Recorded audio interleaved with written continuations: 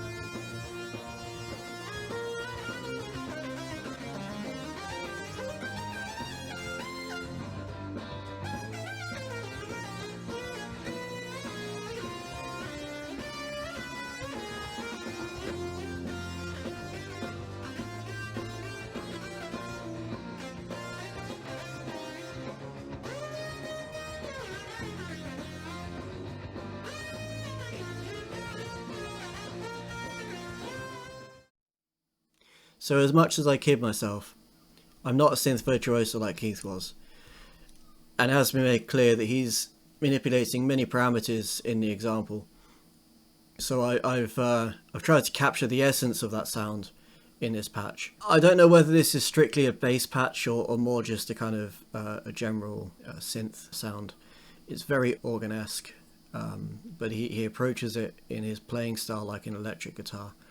You've got stacked oscillators that create a lot of depth in the sound, but also a lot of resonance that cut through a mix. It's very articulate and melodic sounding, but I guess that was partly to do with the coming from organs. Now, organs are great when you're just playing on their own.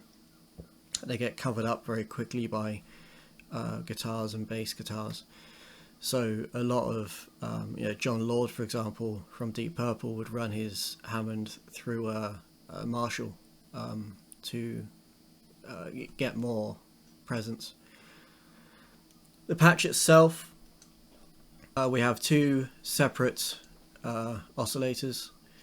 We have the first one is set to a square wave at -1 octave. You can modulate the pulse width on both of these individually. There isn't any on this patch. I don't think it needs it. The second oscillator is set to a saw.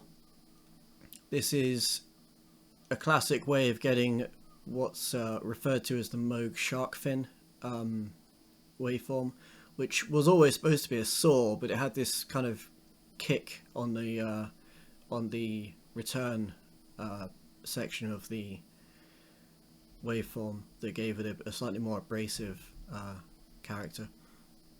And then we have a sub. So if I go through these quickly, you can hear how these stack to get a very classic sound. So we'll start with the square wave. And if I bring in the saw,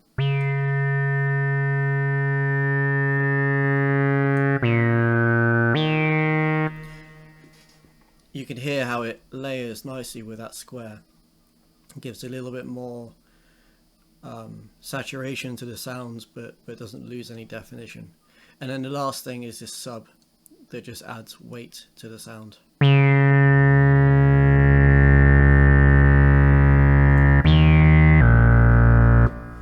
Now I believe on this synth the sub is a square wave.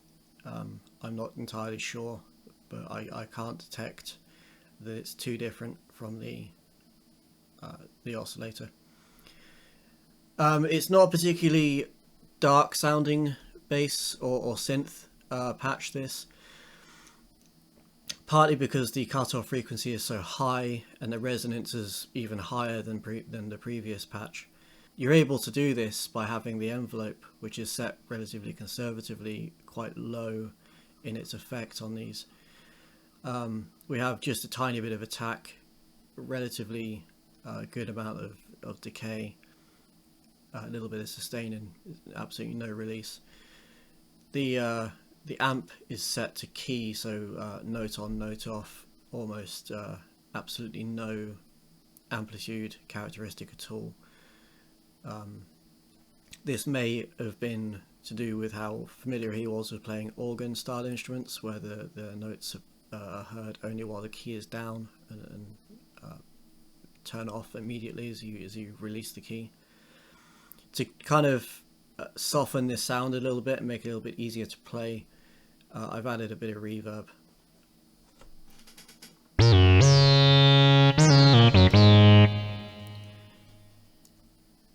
Maybe a bit too much reverb, but essentially the reverb is my is acting as my release. It just enables you to play a little bit more fluidly.